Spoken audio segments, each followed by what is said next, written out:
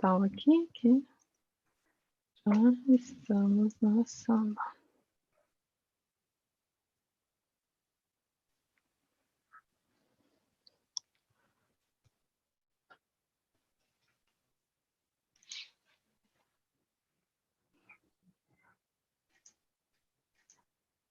Já volto em 2 minutinhos, tá? Vou deixar Tá bom, tranquilo. até as 10h10 aqui.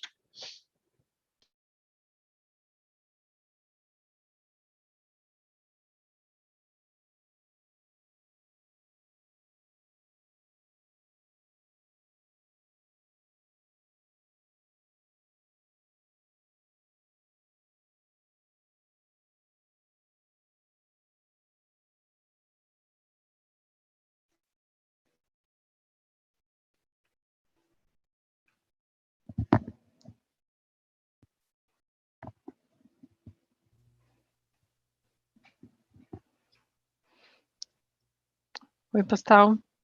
Bom dia, Priscila. Bom dia, Maurício. Ele deu um minutinho, foi pegar uma água. Ah, Tá bom. Acho que a palestra principal estava terminando ainda. O pessoal deve estar entrando aí. Fazendo a famosa pausa, né? Entre uma e outra. Uhum. Quando aparece esses admits aqui, alguém tem que clicar, Pri? Eu tô clicando, postal. É. Quem tá entrando. É que esse ano, como acho que eles colocaram aquela trava de fazer login e tal, não sei o que, tá um pouquinho diferente do ano passado.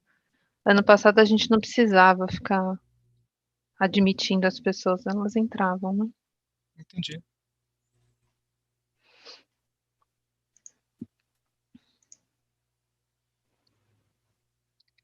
Nossa, que frio, hein, Pri?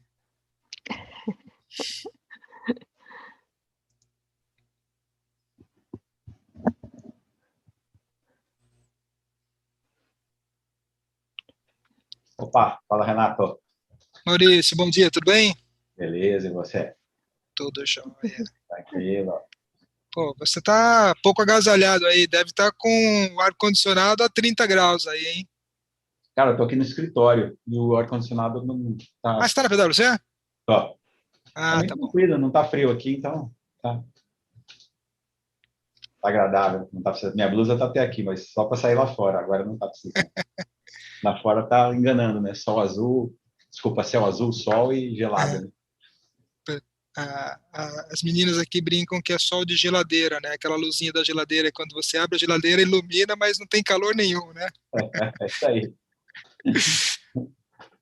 Ontem tava mais típico, porque tava cinza, chuva e frio, né? Hoje tá sol e frio. Engana mais para quem olha lá para fora. Verdade, verdade. A gente começa às 10h10. Na verdade, tem alguns eventos, são vários eventos acontecendo no mesmo momento, eles mais ou menos terminam no mesmo horário. Então, tá bom. A gente espera alguns minutinhos até para ter Não, perfeito. Quando você quiser. Uma quantidade maior de pessoas. Aí a gente... Legal. Tá? Obrigado, Maurício.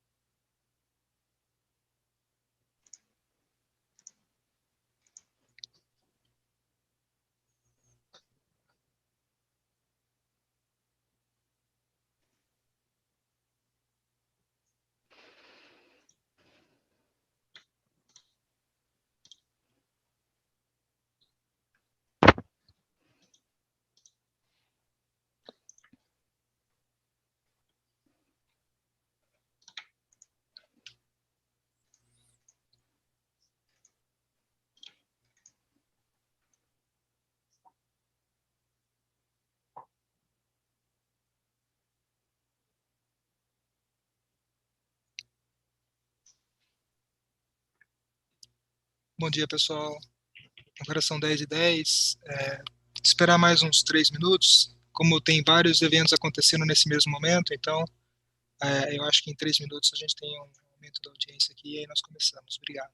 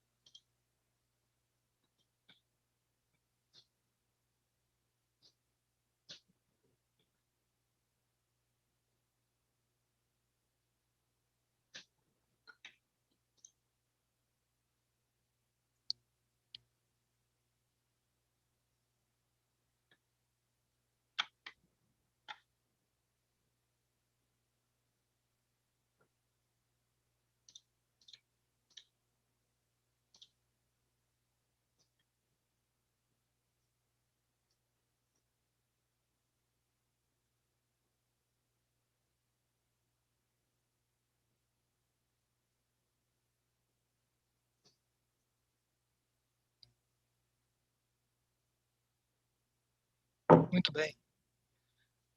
Bom dia a todos. Primeiramente, queria agradecer a participação e a presença de vocês no nosso fórum, na nossa apresentação. A ideia hoje nós falamos sobre ESG, desafios, oportunidades para reporte de temas financeiros. O Maurício Colombari é um sócio da PwC. Vou comentar um pouco sobre a experiência profissional do Maurício, né? Ele é o sócio líder da área de sustentabilidade e ESG na PwC e também tem a atribuição na execução de trabalhos de asseguração, consultoria, relacionados a informações ambientais, sociais e governança corporativa. Maurício tem uma experiência internacional, morou 2 anos em Zurique, trabalhou 2 anos na PwC de Zurique, passou por alguns escritórios regionais e ingressou na PwC em 1992. E a ideia aqui é a gente falar um pouco sobre temas relacionados a ESG e reporte financeiros e não financeiros. O que eu acho que queria comentar um pouco, Maurício, antes de você começar a falar, o que nós estamos vendo aí que a questão ambiental, sustentabilidade e a questão de impacto social é uma questão que ganhou uma relevância recentemente, eu diria que não tão recentemente, mas ela se tornou mais conversada e discutida nos fóruns num período mais recente. Aí eu gostaria que depois você comentasse um pouco sobre isso, né? Mas, ao mesmo tempo, a gente vê que nós estamos falando sobre situações em que realmente uma organização hoje não cuidar dos seus resíduos sólidos, não cuidar das suas pessoas, ou destruir o meio ambiente, ou seja, são situações que, ao nosso ver hoje em dia, não faria sentido algum, né? E como que a gente, passado tanto tempo, né, vivendo uma situação como essa, ou seja, acontecendo essas situações, e a gente somente agora está dando a devida atenção a tudo isso, né? Eu acho que as novas gerações aí não aceitam isso. Nós temos filhos, né, na idade de 20 a 25 anos, né, e a gente vê claramente o quanto são contestadores, quanto não aceitam questões de discriminação, a questão de realmente a destruição é alguma coisa inaceitável hoje em dia, né? Então, acho que o tema que você vai comentar é super relevante, tem as questões relacionadas às questões financeiras e principalmente às questões não financeiras. Afinal de contas, tem muita informação que são produzidas a partir de dados estruturados relacionados a informações dentro dessa estrutura ESG que precisam que elas sejam, vamos dizer, dada algum trust, né, ter ali o seu carimbo, né, afinal de contas as informações, uma vez que elas têm a sua auditoria, vamos chamar assim, elas são informações que ela ganha uma qualidade para o usuário e para o stakeholder muito maior. Então, Maurício, obrigado por mais uma vez estar aqui conosco, e aí então o Zoom é seu, o palco é seu. Muito obrigado. Renato, muito obrigado aí pelas palavras, pela introdução. Gostaria de agradecer o primeiro convite aí da USP para poder falar um pouco para o pessoal aí sobre essa questão de ESG, que, como você bem comenta, é um tema super relevante aí na agenda das organizações, das empresas e, por que não dizer, de todos nós hoje em dia. Verdade. Então é sempre uma satisfação, e agradecer a todos que também se interessaram pelo painel, e dizer principalmente que a ideia aqui é que eu possa ter uma interação com vocês, né? Então, desde já me coloco à disposição, eu fico aqui de olho, eu consigo ver o chat enquanto eu apresento. Então, eu fico aí à disposição de vocês, se vocês tiverem qualquer comentário no decorrer da apresentação, ou também perguntas no final, por favor, tragam essas perguntas. A minha apresentação não dura 1 hora, acho que dura uns 45 minutos, 50 no máximo, e aí nós temos um tempo para interagir, se for o caso, enfim. Então, desde já me coloco à disposição. Então, vou compartilhar aqui minha tela, aí só organizar melhor aqui as minhas ideias, e aí a gente vai depois conversando, tá bom? Na verdade, eu falei que eu vi o chat enquanto eu falava, eu não vejo não, tá? Então... Não, Maurício, fica tranquilo. Priscila e eu, a ideia é justamente a Priscila e eu organizar quaisquer perguntas, a gente...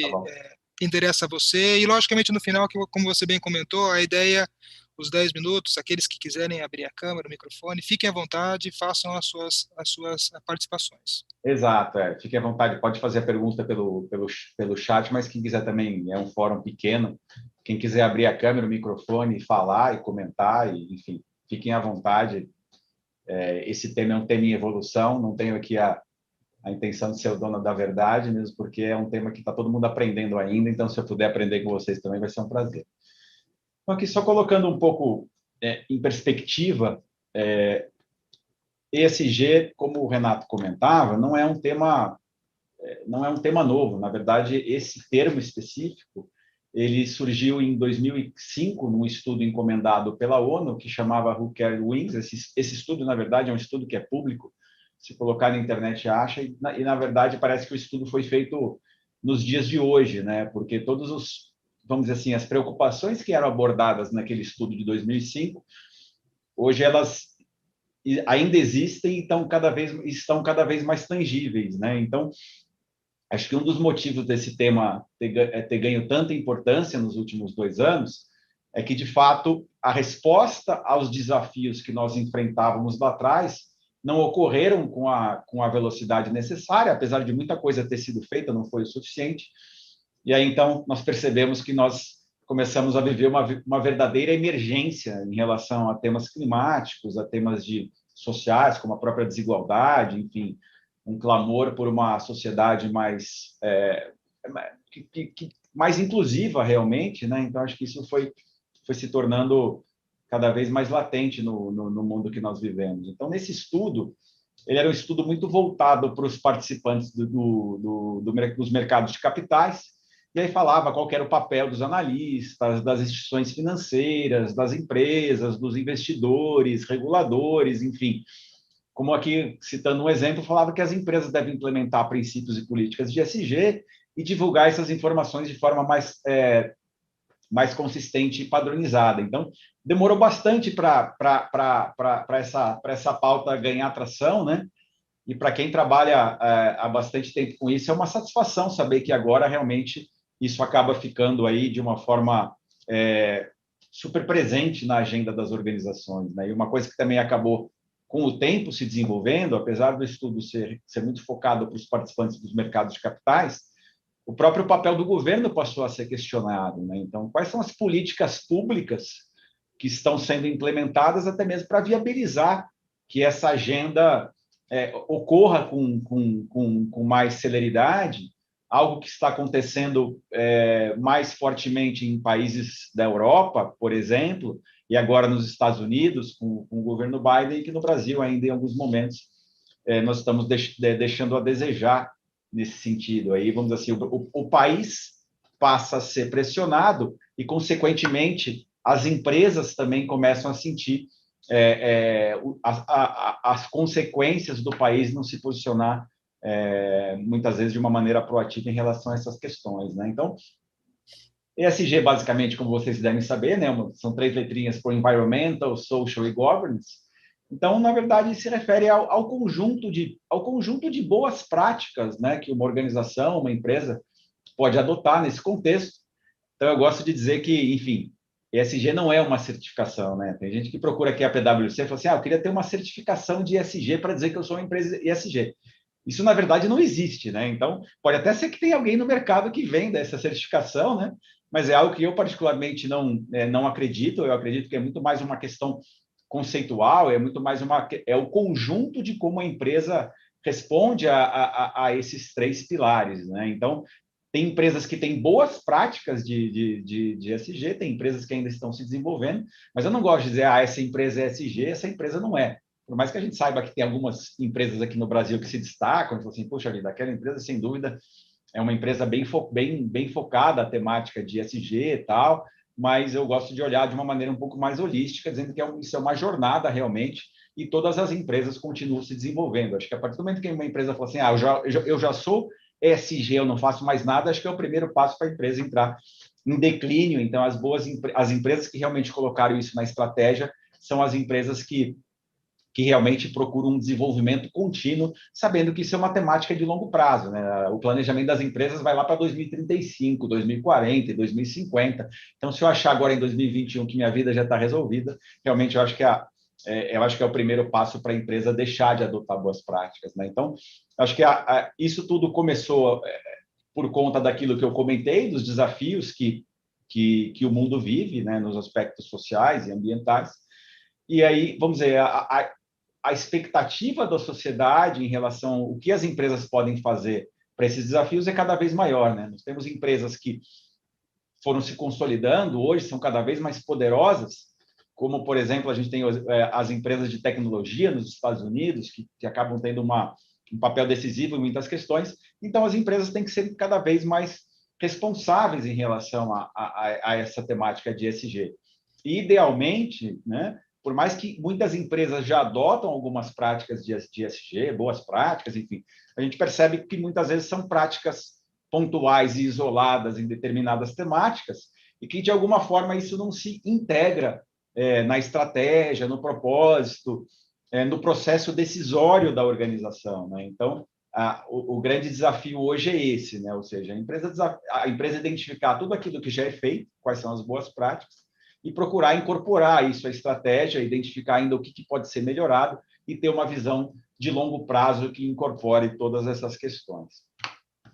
Aqui nós trazemos algumas pesquisas que a PwC fez recentemente. Essa primeira é uma pesquisa anual que nós fazemos com CEOs em todo o mundo, e o interessante é que nós temos o recorte específico para o Brasil.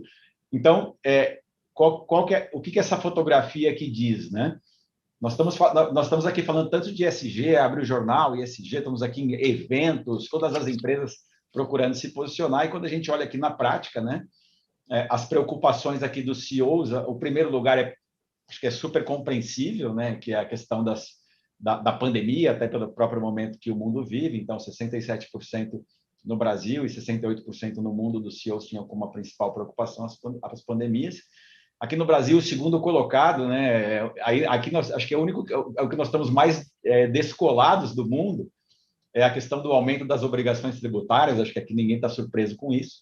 Mas aí vocês percebem que tem um monte de coisa que vem antes da preocupação com as mudanças climáticas e danos ambientais, né? Então, aí a gente fala assim, puxa vida, o discurso ainda tem que ser transformado em ações mais práticas, né? E eu acho que com o tempo, eu já espero, pelo menos, que a pesquisa de 2022, essas questões socioambientais venham ganhando aos poucos importância, porque isso é fundamental. E, da mesma forma, como aquela pesquisa era mais voltada para grandes empresas e corporações, nós também temos uma pesquisa relacionada a empresas familiares, ou seja, empresas de vários portes, né? Não só empresas familiares pequenas, mas empresas familiares de qualquer porte, mas que têm um perfil diferente do que as grandes corporações. Então, a principal preocupação dessas empresas é expandir para novos mercados ou segmentos. E, mais uma vez, as questões socioambientais ficando um pouquinho para baixo, né? Então, aumentar a responsabilidade social da organização com 21% de prioridade no Brasil e reduzir as emissões de gases do efeito estufa somente 6%, né? Aparentemente, isso realmente não é uma prioridade para as empresas familiares. Mas aí, qual que é a leitura que eu particularmente faço desse slide? Se eu quero expandir para novos mercados ou segmentos, hoje em dia, algo muito importante para fazer isso é, de fato, melhorar as práticas socioambientais, né? Lançar produtos mais sustentáveis, mostrar que eu me preocupo com o meio ambiente. E eu vou mostrar um pouquinho lá na frente como isso é uma preocupação crescente das pessoas, dos consumidores.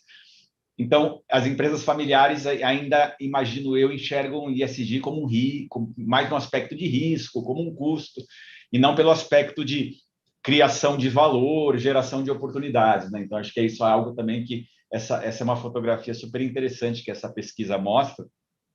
Eu trabalho muito com empresas familiares e tenho procurado levar essa mensagem, né? Falar assim, puxa vida, ESG, práticas sociais, ambientais, de governança, é um super instrumento hoje em dia para atingir novos mercados, novos clientes, novos serviços, enfim. Mas é algo que a pesquisa mostra aqui claramente que ainda não está muito presente na cabeça das empresas familiares. Então, aqui dando um pouco do contexto daquilo que o Renato comentava no começo, puxa vida, por que ESG é tão importante agora, né? Então, na minha cabeça, assim, em primeiro lugar, os fatores que foram apontados naquele documento da ONU de 2005, eles estão cada vez mais presentes no mundo, né? Então, acho que não tem como nós fecharmos os olhos em relação a isso. Então, esse calor que aconteceu lá nos Estados Unidos e no Canadá, com temperaturas batendo recorde, e aqui no Brasil também as temperaturas baixas, né? Porque muitas vezes nós pensamos que o aquecimento global só vai trazer temperaturas mais quentes, né? Mas na verdade o aquecimento global ele vai trazer eventos climáticos extremos, entendeu? Seja por um lado, seja pelo outro, seja por conta da crise hídrica que o Brasil vive agora. Então acho que essas questões ambientais e aquilo que o Renato comentava no começo, que a gente não tem que parar de agredir o planeta, isso está cada vez se tornando mais presente. Enfim, se a gente não quiser enxergar isso, vai ser realmente um problema, né? A própria questão da pandemia e da desigualdade social, a gente percebe que em vários países a gente começa a ver um movimento aí de inquietude da população buscando uma maior inclusão, enfim. Até a Priscila comentava comigo ontem, o pessoal da CVM, dizendo que vem trazer essas questões de ESG para o centro da regulação, e isso acontece aqui no Brasil e principalmente em vários lugares do mundo.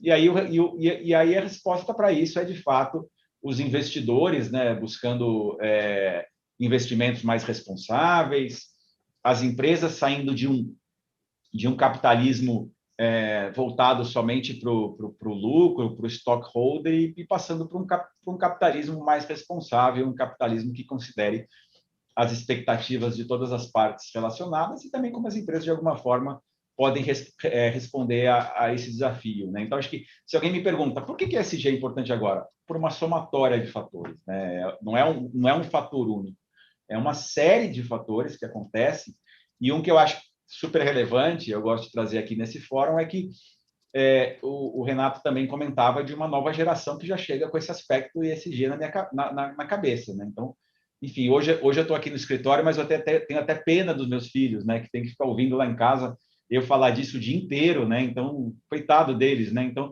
o lado positivo é que eles já nascem, né? Hoje, preocupados com coisas puxa, como é que aquela empresa se posiciona? O que a gente pode fazer por um mundo melhor? Enfim, então, acho isso super bacana, né? E, principalmente, acredito muito que as novas gerações vão conseguir fazer essa agenda de uma maneira mais responsável, de uma forma que talvez a geração minha e do Renato não conseguia, apesar do Renato ser bem mais velho do que eu, né?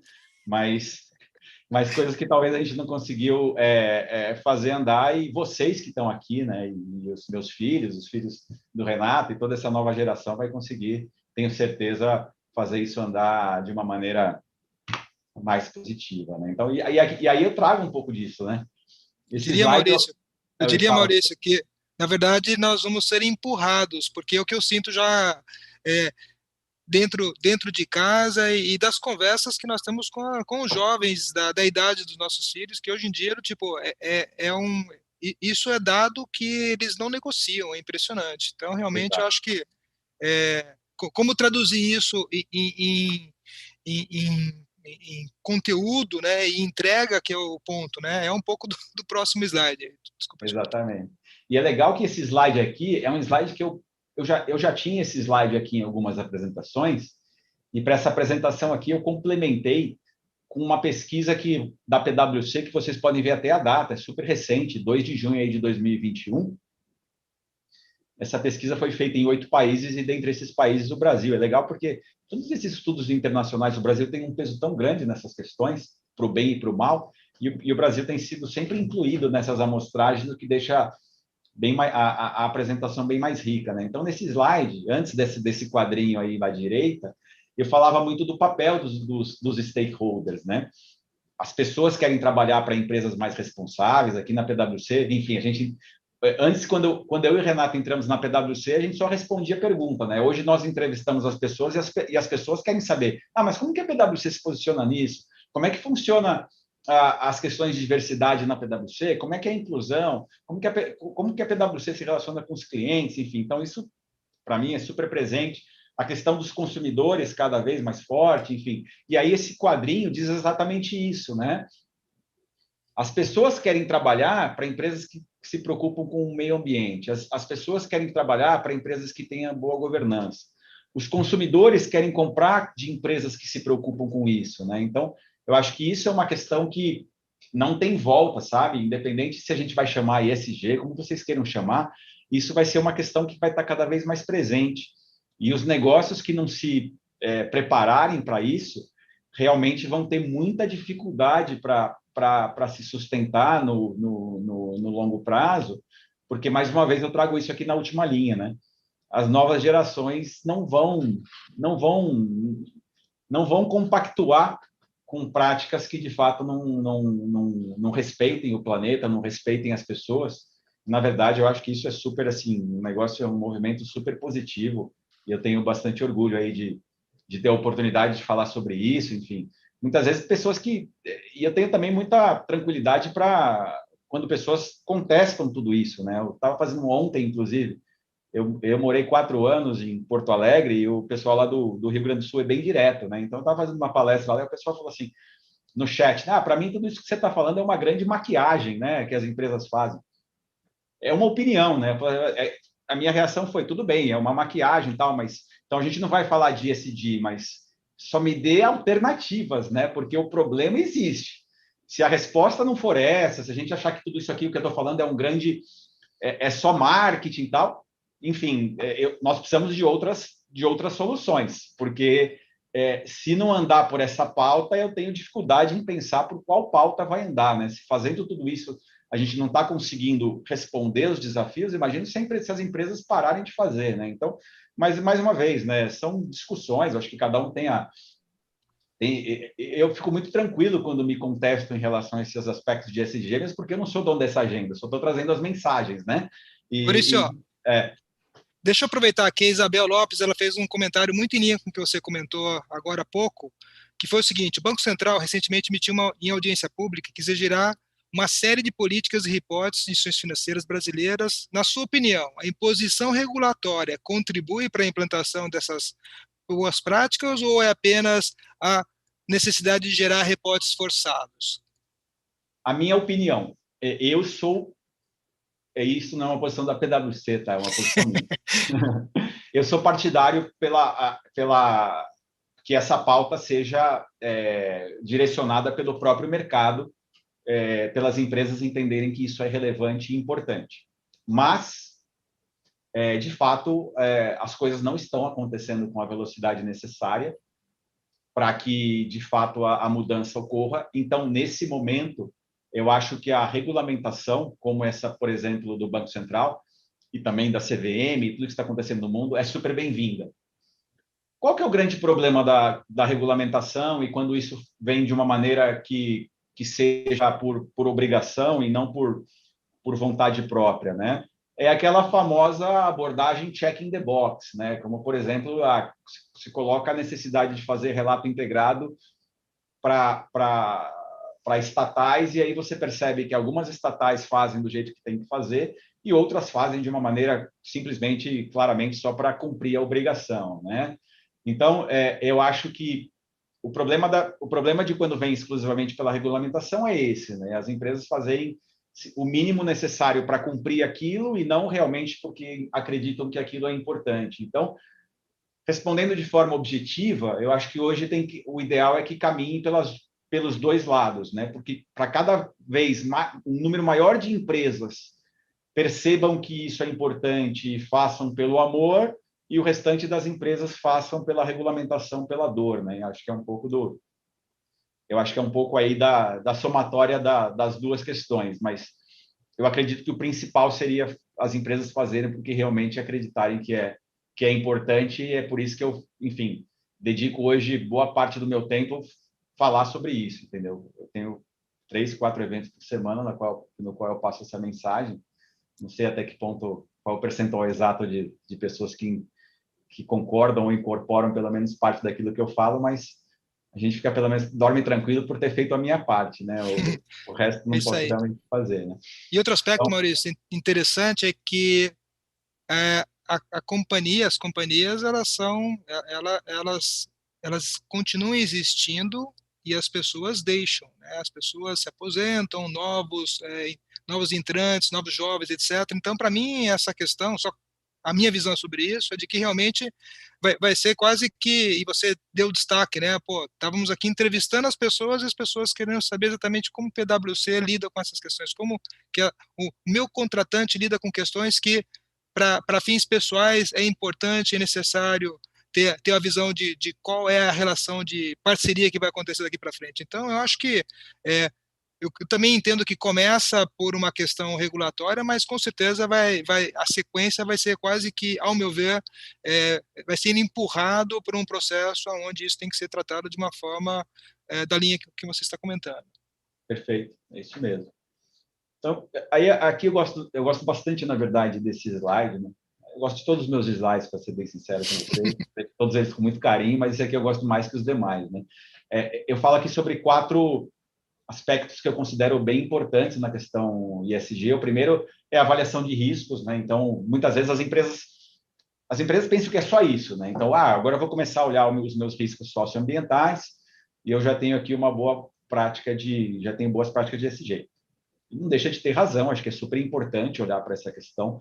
Nós tivemos aí no passado exemplos, enfim, dramáticos, críticos, tristes em relação a riscos socioambientais que ou não haviam sido identificados ou não haviam sido corretamente mensurados pelas organizações, que acabam tendo um dano reputacional terrível para as empresas, muito maior que os danos financeiros. Então, olhar para os riscos socioambientais, isso incorporar já aquelas práticas normais de avaliação de riscos é super importante. Mas eu acho que falta olhar um pouquinho pelo lado da oportunidade, né? Então, ESG é realmente sobre adicionar valor, né? Então, é como que ESG pode adicionar valor, e aí você tem uma visão equilibrada entre olhar pela questão de risco, olhar pela questão de oportunidade, para mim é ideal. E aí a gente coloca mais 2 questões na equação, que uma é impacto, né? Ou seja, uma discussão grande que a gente tem tido hoje é a dificuldade das empresas de mensurar o impacto daquilo que faz, né? Então, o state of the art hoje seria a empresa ter uma quantificação do impacto social, muitas vezes positivo, que é criado pelas atividades, e também pelo impacto negativo ambiental que é criado, e a gente percebe que as ferramentas para isso ainda não estão maturadas, somente poucas empresas conseguem ter acesso a isso, mas acho que isso a gente vai olhar muito para isso no futuro, né? Ou seja, como é que a gente quantifica o impacto daquilo que a empresa faz. E, por fim, aqui os aspectos regulatórios, né? Esse aqui acho que a gente acabou já abordando bastante, mas o aspecto regulatório acaba permeando, né? Principalmente esse aspecto de risco, né? Essa regulamentação, por exemplo, proposta pelo Banco Central, passa muito por identificar os riscos socioambientais das operações dos bancos e, obviamente, na verdade, a discussão nos bancos hoje, além do próprio impacto das próprias operações do banco, que, por exemplo, qual o impacto ambiental que um banco causa? Um impacto pequeno, né, da operação própria. Mas o que a gente se preocupa é muito mais em relação à carteira, né, de empréstimos, por exemplo, de um banco. E cada vez mais os bancos, principalmente na Europa, passam a ter mais restrição em relação a que tipo de projeto financia, né? O próprio BNDES divulgou aí recentemente algumas restrições para determinados tipos de empréstimos em alguns segmentos, e a gente percebe que isso vai ser aí daqui para frente cada vez mais presente.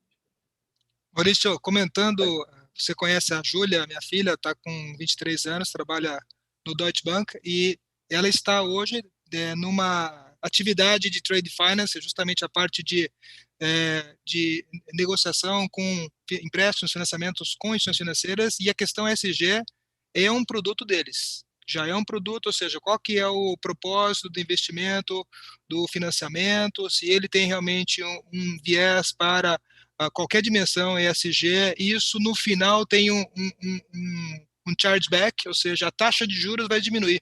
Ou seja, tem além das questões que nós estamos comentando aqui, depois tem as implicações contábeis de tudo isso, né? Então, realmente, comentando como você bem disse, é realidade. É isso aí, perfeito. Então, aqui eu gosto também de trazer tem uma forte conexão entre essa pauta ESG e as ODS das Nações Unidas, né? As ODS são 17 Objetivos de Desenvolvimento Sustentável, que se traduzem em 169 metas. E hoje o que é bacana é que as empresas começam a fazer a conexão entre os tópicos de materiais, né, de ESG, e como que isso impacta, como que a empresa consegue contribuir com esses objetivos das Nações Unidas, né, de 2030. Né? Então, a gente está falando de emprego digno, de combate às alterações climáticas, inovação, saúde e bem-estar, enfim. Então, isso ainda é um processo, né? As empresas têm evoluído nesse sentido, ou seja, eu identifico quais são os meus tópicos materiais, determino alguns indicadores e metas e consigo fazer a conexão com essas questões dos ODS, né? Então, muitas empresas já mencionam os ODS, a gente percebe que agora a necessidade maior é realmente conseguir conectar isso com a estratégia e conectar com os indicadores de performance para demonstrar realmente como as empresas estão contribuindo com essa pauta. Mas eu acho super bacana isso, né? Eu acredito muito. Muitas vezes as Nações Unidas são muito criticadas, né, pelas pessoas, acham que de fato poderia ter um papel diferente em algumas questões, mas essa questão das ODS, por exemplo, é uma questão foi uma sacada muito interessante e que, de fato, contribui para que as empresas possam direcionar os esforços para contribuir com essa pauta de 2030. Né? Muitas vezes as pessoas acham que as coisas realmente não caminham na velocidade que deveriam caminhar, até concordo, mas imagina também se as empresas não estivessem fazendo nada, acho que a situação, na verdade, estaria muito pior. Né? Então, aqui, falando um pouco agora, passando um pouco mais para uma parte mais prática, né, da minha apresentação, é de como que as empresas devem começar um programa de ESG. Então, o que eu falo é que você definir métricas, definir frameworks é importante, mas acho que isso é uma parte que fica mais para o final, né? Tem que começar realmente pelo propósito, pela estratégia, por uma discussão com as partes interessadas, enfim, e aí sim você conseguir fazer uma elaboração de um relatório, né? Hoje eu vejo muitas empresas que querem começar pelo fim, né? Querem começar pelo relatório. O relatório, na verdade, é importante, mas é o resultado de tudo aquilo que foi feito, né? Então não adianta querer colocar coisas bacanas no relatório sem ter feito, né? Então acho que essa ordem que aqui eu costumo colocar, ela é importante, né? Para quem quer definir um processo para aspectos de ESG, né? Então o primeiro passo é realmente uma discussão estratégica, verificar se esses aspectos de ESG estão sendo discutidos no conselho de administração, na alta administração, na gestão, ou se isso está simplesmente focado numa área de sustentabilidade ou focado em áreas, em tarefas ou em atividades pontuais para cada uma das áreas, enfim. E aí conectar isso com os interesses dos stakeholders, das partes interessadas, com as lentes de ESG, para focar naquilo que é efetivamente relevante. Né? Isso é basicamente o que a gente chama de engajamento de stakeholders e criar uma matriz de materialidade. Por quê?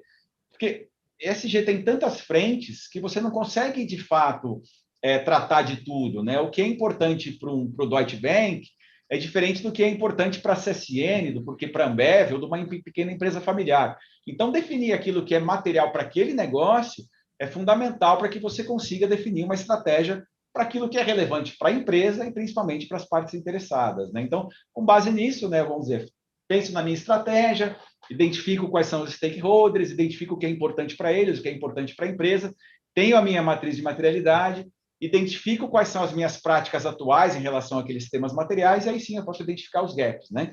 Então, por exemplo, emissões de gás de efeito estufa é importante, que bacana. Então, o que eu posso fazer para, de fato, ter um planejamento de redução das minhas emissões no longo prazo? Aí eu tenho condições realmente de fazer um plano de ação de longo prazo, de como que a empresa pode evoluir das práticas atuais para as práticas desejadas de ESG.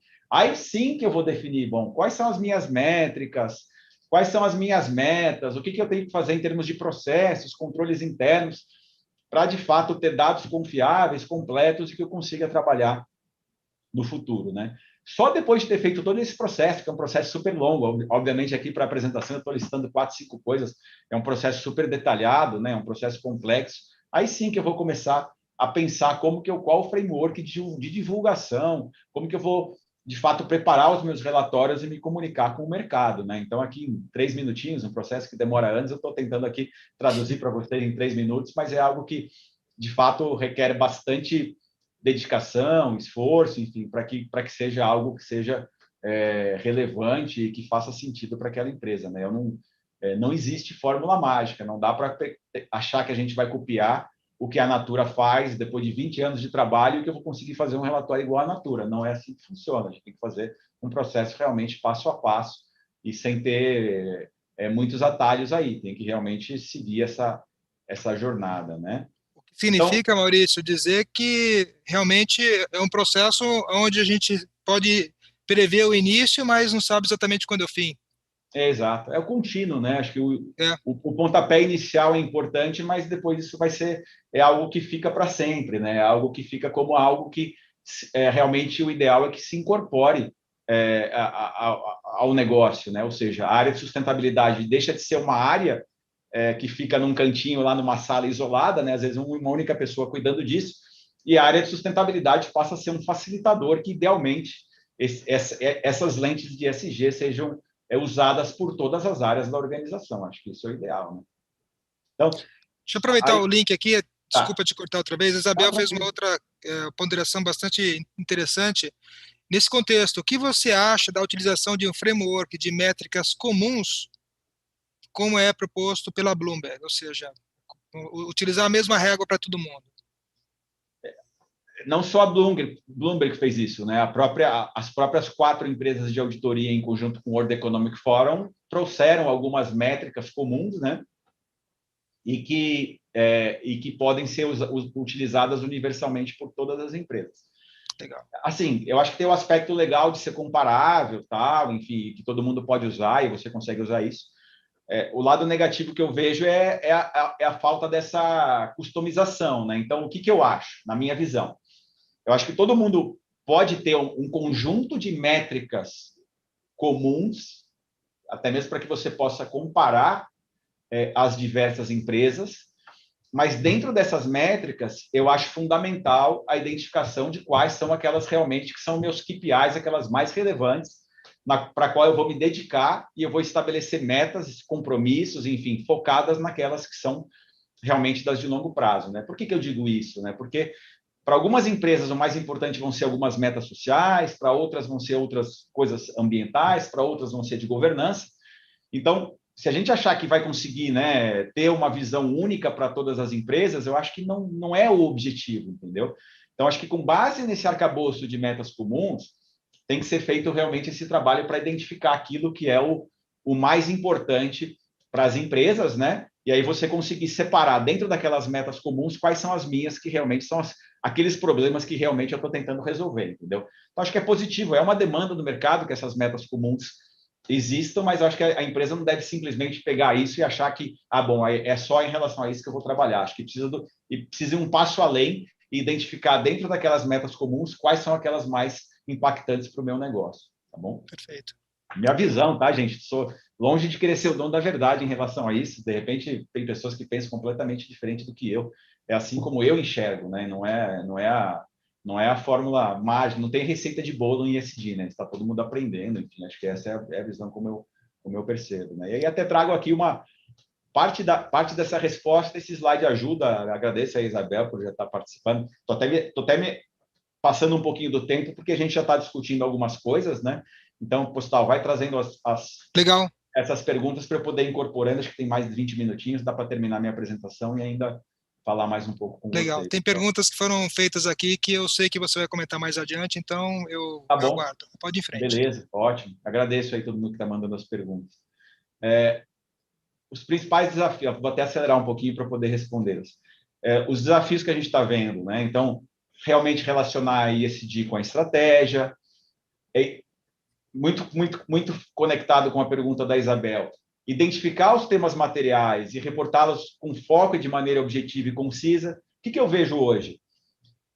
Tem relatórios de sustentabilidade de 200 páginas.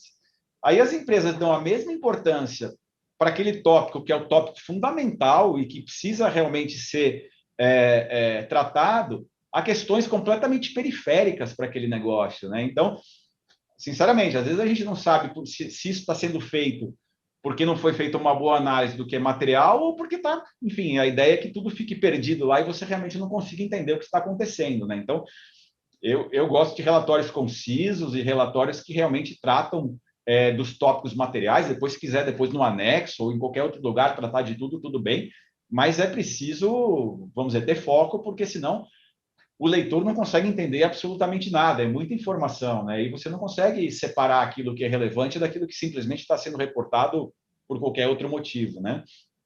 Então, eu já comentei um pouco disso, tem a correlação dos temas materiais com os ODS, a questão dos frameworks, eu vou até falar um pouquinho mais para frente, tem muitos frameworks, né? E aí as empresas às vezes têm um pouco de dificuldade de navegar sobre tudo isso.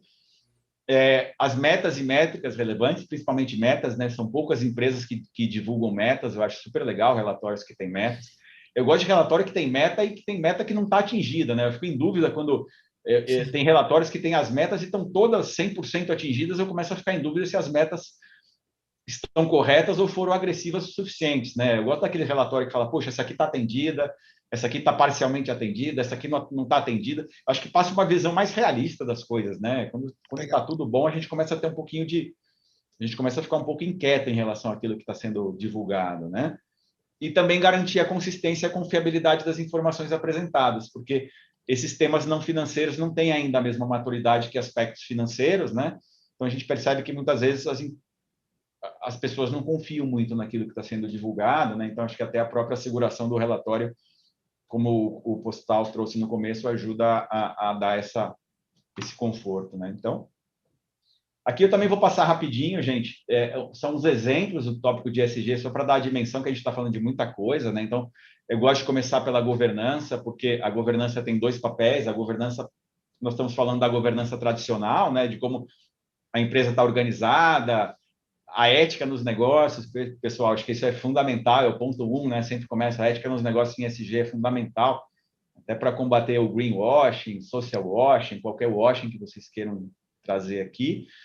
Mas a governança também dá o apoio, né, para as outras questões, né? Dá o empowerment das pessoas para fazer acontecer os temas ambientais e sociais, como o tema de mudanças climáticas, emissões de gases de efeito estufa, resíduos que o Postal comentou no começo, recursos hídricos, que hoje realmente é uma crise sem fim que o Brasil vive, transição energética, enfim. E aí, nos temas sociais, a gente está falando de saúde e segurança no trabalho, relação com a comunidade, respeito aos direitos humanos na empresa, não só na empresa, mas na cadeia de valor, questões de privacidade, diversidade e inclusão, respeito ao consumidor, enfim, tantas outras coisas, tá? Por isso que é importante fazer uma avaliação de tudo isso e identificar aqueles temas que realmente são mais relevantes, né? E aqui Legal, Maurício. Oi, fala, desculpa. O Alcides fez uma pergunta, eu acho que está muito bem respondida aí, que é qual a importância do Conselho de Administração no processo de implementação das práticas sustentáveis. Eu acho que você Quem fez cobriu a pergunta? O Alcides. Opa, obrigado pela pergunta, Alcides.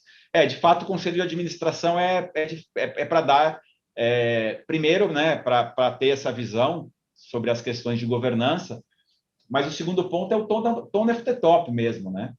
São questões que, se não tiver o apoio do Conselho e da alta administração, por mais que os gestores tenham a intenção de fazer as coisas, vai chegar uma hora que vai ter que investir dinheiro, vai chegar uma hora que vai ter que tomar decisões importantes, vai ter que analisar trade-offs entre questões de curto, médio e longo prazo, enfim. Então, se o Conselho não tiver comprado, realmente é difícil imaginar que essa pauta possa andar. E eu fico feliz de saber que cada vez mais os conselhos de administração estão se interessando em relação a isso, né? Antes era a área de sustentabilidade lutando aí contra tudo e contra todos, contra a maré para fazer isso acontecer, e agora a área de sustentabilidade acaba tendo um peso maior para fazer a mudança, né? Então, aqui eu trago só o que a gente chama da sopa de letrinhas aqui do ESG, né? Que são alguns frameworks que existem hoje, eu não vou passar por todos eles, mas, por exemplo, o GRI é o mais utilizado pelas empresas para reportar questões de sustentabilidade, relatórios não financeiros. Então, a maior parte das empresas que fazem isso no Brasil usam o GRI, e o SASB é o equivalente nos Estados Unidos. O que é bacana do SASB? O SASB ele tem o framework por segmento. Então, se você é uma empresa do setor químico, você consegue ir lá e pegar o framework específico do setor químico. Se você é do setor bancário, vai ter o SASB do setor bancário. E o GRI é um pouco mais genérico. Então, o que as empresas fazem? Uma Vale da vida. A Vale faz de acordo com o GRI, mas depois vai lá pegar o SASB de mineração e também faz a divulgação toda do SASB, né? O TCFD também é um super bacana, é um framework bem detalhado para questões climáticas e vai ser a base aí das divulgações requeridas pelo Banco Central. Vários bancos no Brasil já divulgam isso e o próprio protótipo do TCFD vai ser utilizado pelo IFRS Foundation para desenvolver o primeiro standard sobre mudanças climáticas, então é bem bacana. Então, tem vários outros aí, tem o CDP, que fala de gases do efeito estufa principalmente, tem o Science Based Targets, que é uma iniciativa super interessante que ajuda as empresas a determinar metas científicas para a redução de emissões de gases do efeito estufa que contemplem aí um aumento da temperatura do planeta até 1,5 graus antes da era industrial. Então, são frameworks muito interessantes. Não sei se depois a gente vai compartilhar essa apresentação com o pessoal, mas depois aí quem tiver mais curiosidade pode entrar. Tudo isso são informações que vocês procurando na internet conseguem achar muitos dados em relação a qualquer um desses frameworks. É só ter um pouquinho aí de curiosidade que vocês vão achar aí as informações. Maurício, tem uma pergunta aqui do professor Luiz Marcelo, que é justamente sobre a questão do framework contábil. Se puder comentar um pouco mais o trabalho que o IFRS Foundation está fazendo, seria interessante. É o professor, desculpa, professor Luiz? Professor Luiz Marcelo. Oi, professor. Obrigado aí pela presença, pela pergunta. Eu até coloquei aí, né, o IFRS Foundation. Então, o IFRS Foundation, acho que entrando aí, de fato, para participar desse processo de divulgação de normas, eu acho que vai colocar toda essa questão em outro patamar, né? Porque traz o expertise do IFRS Foundation, traz a competência, o prestígio, né, em relação a isso. Obviamente, teve muita gente que apoiou, como a PwC, as empresas de auditoria.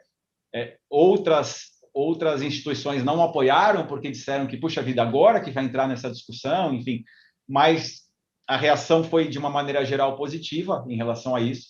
E a gente espera que tragam estándares que sejam realmente relevantes, detalhados e que possa aí ajudar a preencher essa lacuna por pronunciamentos que realmente tragam uma consistência e uma comparabilidade maior entre as empresas, né?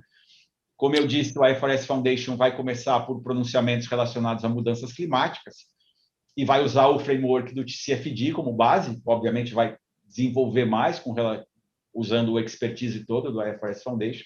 Eu estou super empolgado em relação ao que vai sair. Eu acho que o desafio aqui do IFRS Foundation é que não dá para pensar que não, vai esperar 10 anos para soltar uma norma, como algumas normas, né, Renato, que demoraram muito para sair, normas contábeis. Sim. E a IFRS Foundation está sendo cobrado para que, tudo bem, já que entrou agora, vai precisar de uma agilidade diferente que nunca teve, entendeu? E aí o IFRS Foundation já se comprometeu, pelo que eu tenho acompanhado, a realmente ter uma agilidade maior a colocar essas normas no mercado, começando por essa de mudanças climáticas, e espero que depois o desenvolvimento das demais aconteça mais rapidamente. Então, foi coincidência a pergunta, tinha trazido isso como uma das coisas que está para acontecer.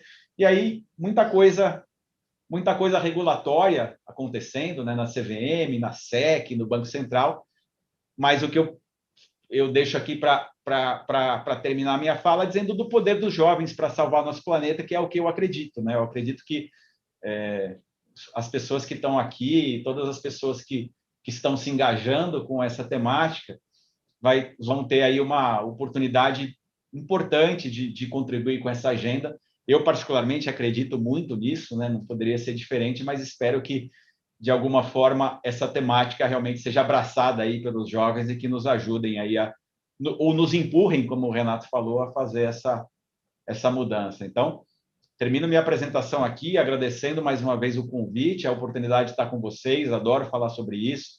Agradecer a Priscila pela organização, o Renato por me ajudar, e todas as perguntas que chegaram, outras perguntas que possam ter. Acho que a Priscila quer dar um recadinho final, né? Priscila, e depois acho que a gente tem aqui mais alguns Tem mais, minutinhos para tem bater mais um papo com vocês. 8, 10 minutos, e logicamente não restrito a isso, mas a ideia, depois, os que ficarem, estiverem dispostos a abrir o microfone e fazer as perguntas de própria voz, também não é um problema, a gente fica à disposição. Pri. Isso é. O recadinho, na realidade, é porque amanhã a gente vai ter uma outra sessão falando um pouco desse ambiente ainda do ESG, mas como que a gente traduz tudo isso para dentro de uma demonstração financeira, né? Porque às vezes a gente vê muito esses dados nos relatórios específicos de sustentabilidade, e como eu trago esse impacto para dentro de uma DF. Então, amanhã o enfoque, ainda vamos falar sobre ESG, mas como que a gente traduz isso para dentro, né, de valores monetários, como que a gente vai transformar isso para dentro de uma demonstração financeira. E também, na sequência, amanhã, a gente deixou aqui o horário, né, das 11h20 à 12h20, a gente vai falar um pouco sobre carreira, né, venha ser você na PwC. Então, a gente vai ter a participação da Gisele, que vai contar um pouquinho da experiência dela na PwC, e também na vida dela acadêmica. Então, ela teve uma sequência aí na vida acadêmica, então a gente convida vocês a participarem amanhã também desse outro assunto sobre carreira, tá bom? E aí tá aberto aí para pergunta, se alguém quiser abrir o microfone, conversar com a gente, fique à vontade.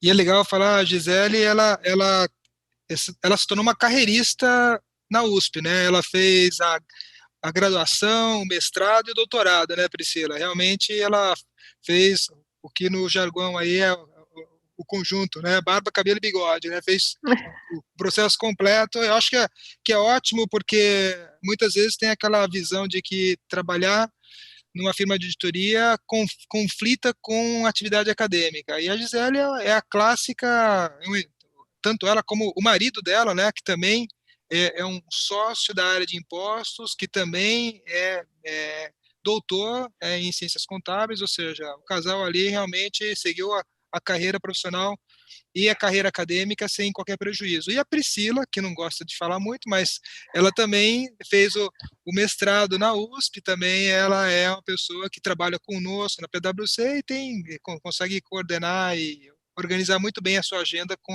de trabalho e a atividade acadêmica também. E agora eu faço uma pausa aí, ficamos à disposição. Ó, a Elise levantou a mão. Por favor, Elise, pode abrir microfone, câmera, fique à vontade. Bom dia a todos, vocês me escutam? Muito bem. Perfeito, Elise. Muito bem.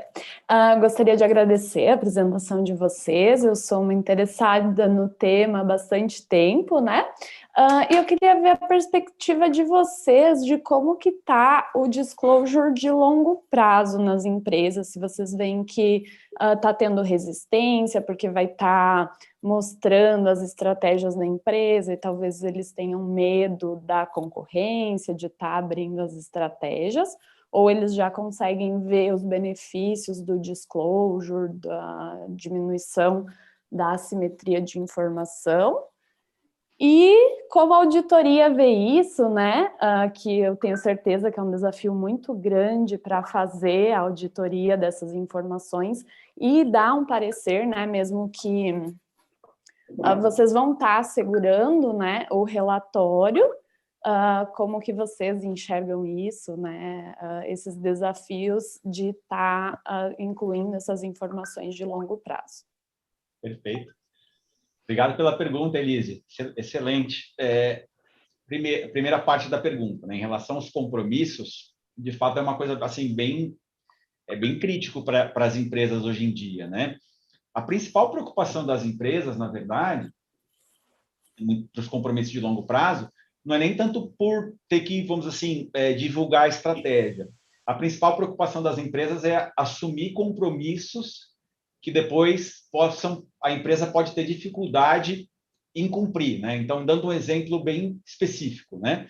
Hoje o tema principal que a gente fala é o net zero, né? Ou seja, como que a empresa passa a ter uma neutralidade nas emissões de carbono.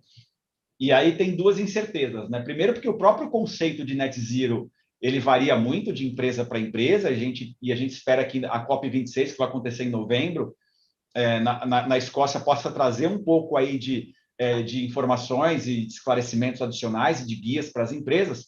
E o segundo é que, às vezes, esse net zero depende de tecnologias que nem existem, né, para alguns segmentos, né? Então, as empresas têm um pouco de receio desses compromissos de longo prazo por todas as incertezas que isso representa, né? Mas aí, às vezes, as empresas, né, hoje em dia pesam, né, vamos dizer assim, os prós e os contras de tudo isso, e a gente percebe que no mundo as empresas já começaram a realmente assumir esses compromissos do tipo, vamos lá, pessoal, vamos falar que nós vamos fazer e depois a gente corre atrás, porque acho que acham que isso é mais importante do que simplesmente não assumir qualquer coisa, não se pronunciar, né? E no Brasil a gente percebe que também muitas empresas já começaram a fazer isso. Tem empresas que têm bastante receio, principalmente nessa questão de net zero, mas tem várias empresas que já estão começando a se posicionar em relação a isso, né? Então, acho que é um processo e que, com o tempo, cada vez mais isso aí vai ficando mais claro, né? E quanto ao tema de asseguração, realmente é um desafio, né? Nós temos que, primeiro, assegurar as informações como elas são hoje, né? Ou seja, quais são...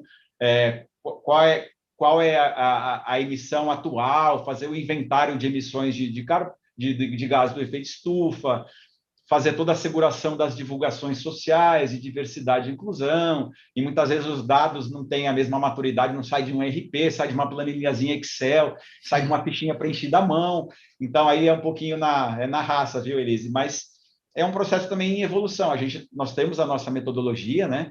Acaba, hoje em dia, ainda para a maioria dos casos, é feita uma asseguração limitada, até mesmo por aquilo que ainda precisa ser desenvolvido pelas empresas em relação aos controles internos em relação a isso, e a gente espera que, com o tempo, isso vai saindo de uma asseguração limitada para uma asseguração razoável, que a diferença básica é que a gente, de fato, vai olhar o que tem de controle interno, como que as empresas documentam, registram essas informações, deixam toda a trilha de auditoria, enfim. Então, tanto num caso como no outro, é um processo em clara evolução ainda, né? Mas, pelo menos, a gente percebe que as coisas estão evoluindo nesses últimos anos de uma maneira bem mais rápida. Então, acho que isso é bem bacana.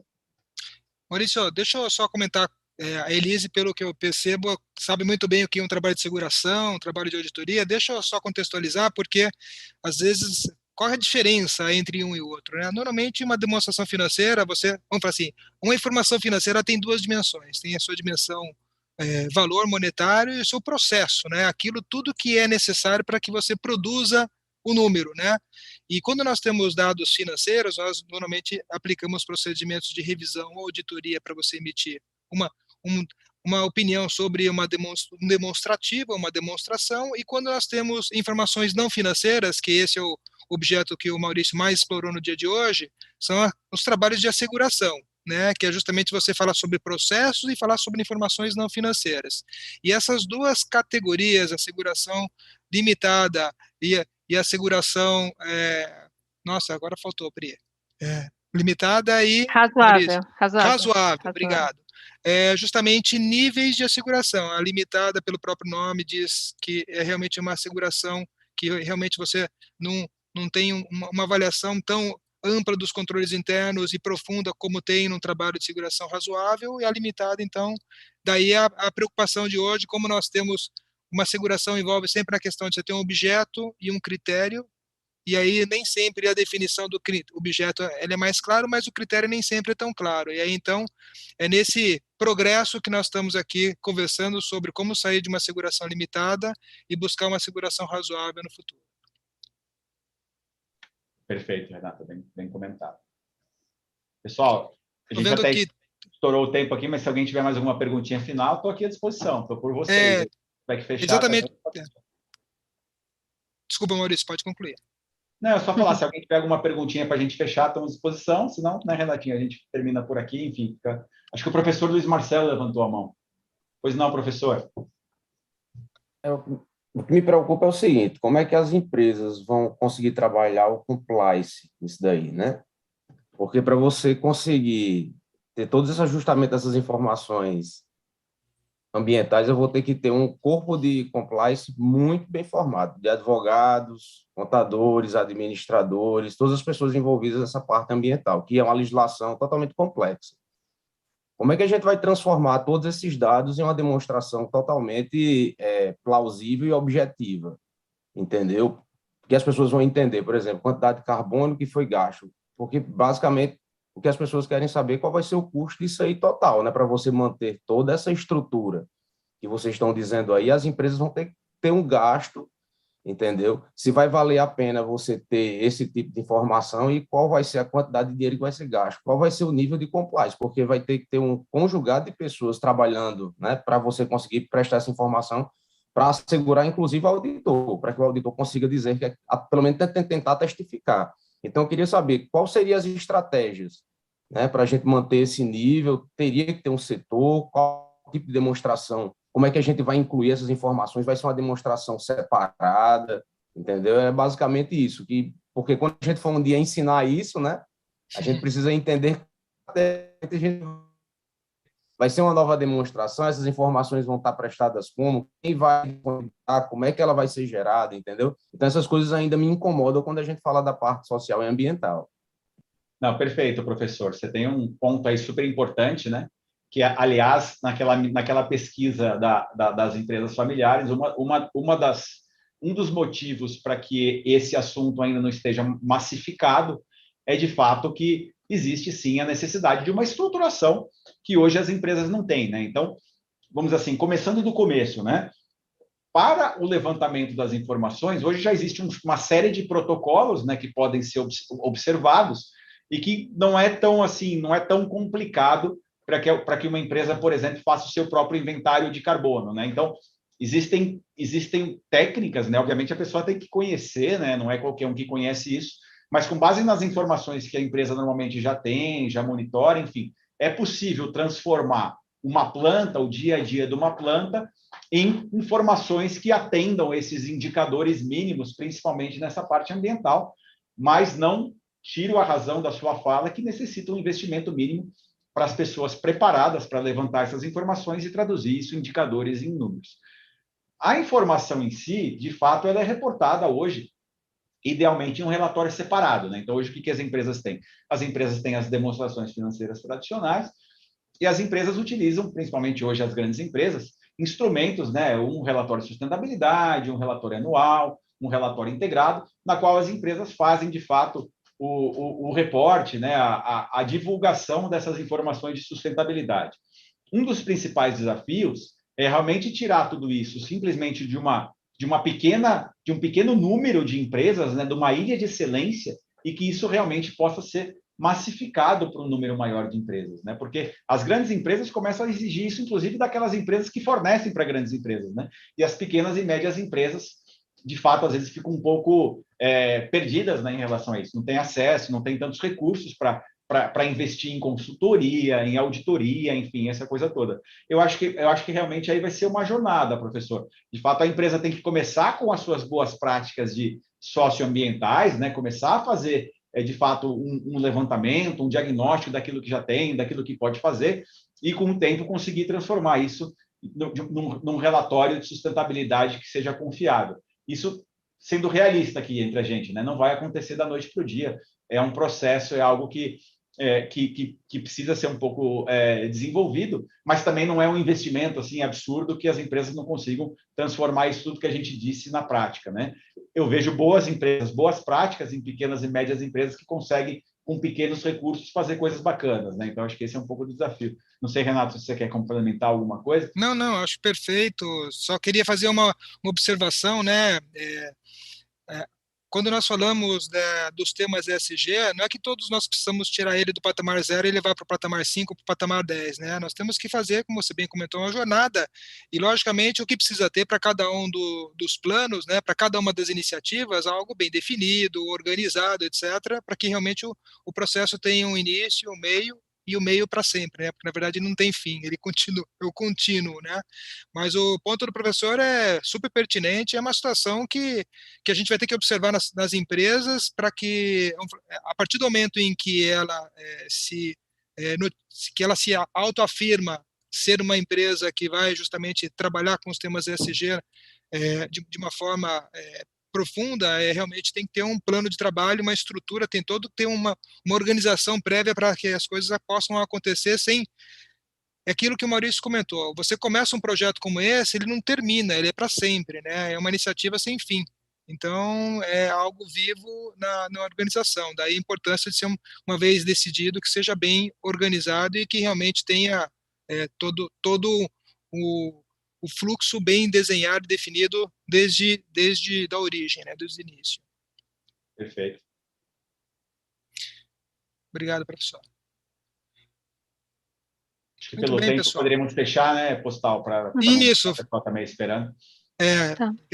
Agora nós temos também, eu acho que outros eventos também acontecendo. Eu Isso. queria agradecer ao Maurício novamente pela ótima palestra. Toda vez que eu ouço o Maurício, eu aprendo um pouco mais, porque ele vai evoluindo também, vai trazendo novos temas. Então, o que eu tenho certeza é que os slides são os mesmos, mas o que ele apresenta tem um conteúdo diferente a toda vez. Então, eu sempre saio aprendendo mais. Obrigado, Maurício, mais uma vez, pela explicação. Obrigado ao pessoal que participou, que prestigiou a nossa palestra aqui. Eu sei que tem ótimos eventos acontecendo no Congresso nesse momento, e vocês estarem aqui dedicados ao tempo ao nosso evento é mais uma forma de agradecimento. E a Priscila também, queria agradecer aí pelo apoio em toda a organização do evento que a gente acompanha, e espero encontrá-los aí no evento de amanhã, conforme a Priscila indicou, né? Espero encontrá-los com você. Eu diria que é o capítulo 2 dessa história, né? Que o Maurício ele falou sobre a parte das questões mais não financeiras, e o Leandro Adito, que é quem vai falar sobre o assunto, vai dar sequência a esse assunto. Então, eu acho que vale a pena, sim, ouvir a segunda parte dessa grande jornada.